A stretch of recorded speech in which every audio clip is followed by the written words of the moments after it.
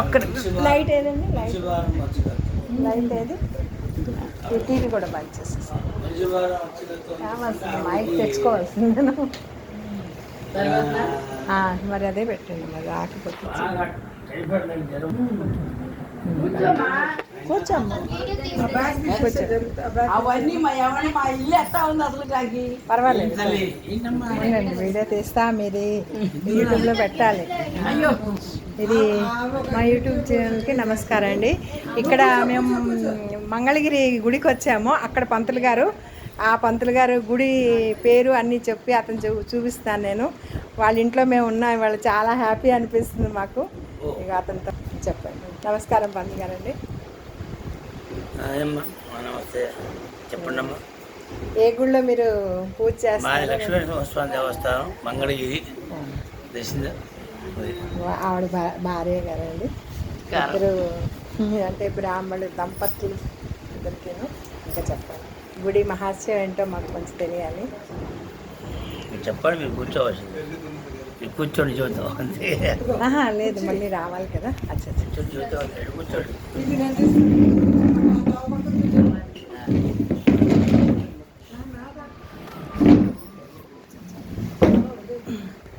రాబరయుగంలో పాండవులు అజ్ఞాతవాసం చేసి అరణ్యవాసానికి తిరిగి వెళ్ళేటప్పుడు కింద స్వామిని ప్రతిష్ఠించారు. ఆ పాండవులు చేసిన ప్రతిష్ఠ ప్రభావం చేత స్వామి ఎంత ఎత్తున్న వారికి ఎంత ఎత్తు కనిపిస్తారు.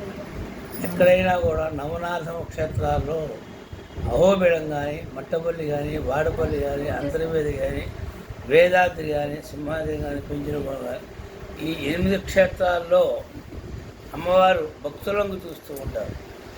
ఇక్కడ స్వామిని చూస్తూ ఉంటారు.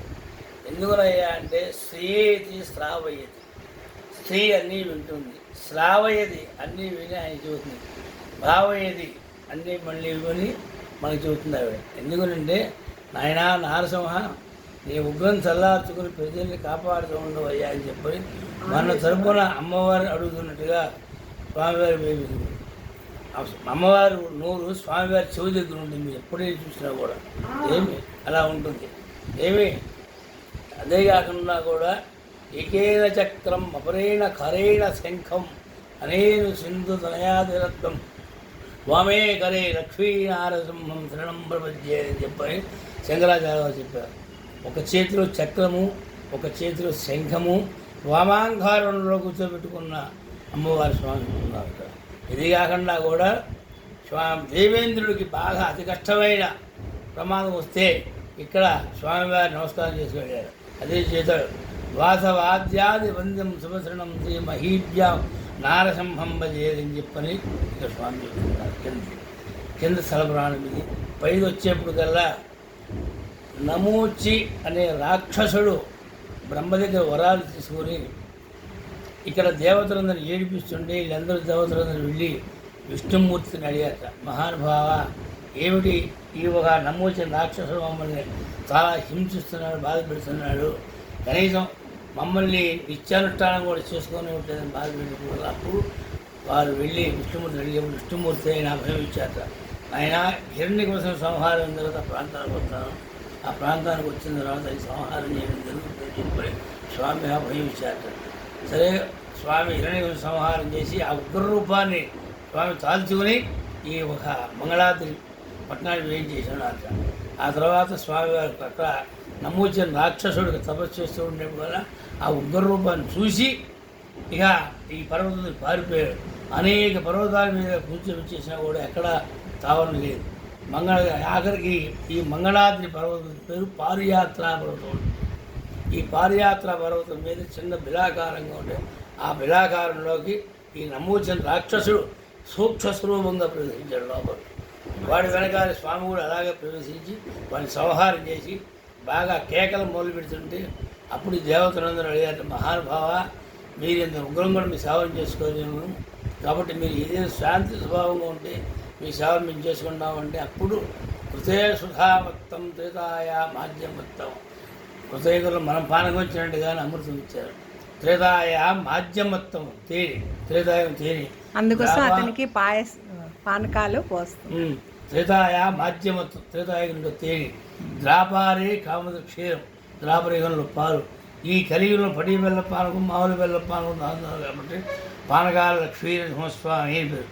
ఎంతైనా అర్థం దాస్యామి అర్థం పక్షాలు అర్థం స్వామి తాగుతారు, అర్థం మనం ప్రసాదం చేస్తారు. నరసింహస్వామి కాబట్టి సుఖభాగం నరుడు, సుఖభాగం సింహం. సింహం తన భాగం దాన్ని తీసుకుంటుంది, నరుడు ప్రసాద రూపంగా ఇస్తుందని చెబుతున్నాడు వాడు. ఇదే కాక పైన అమ్మవారు వెలిసి ఉన్నారు.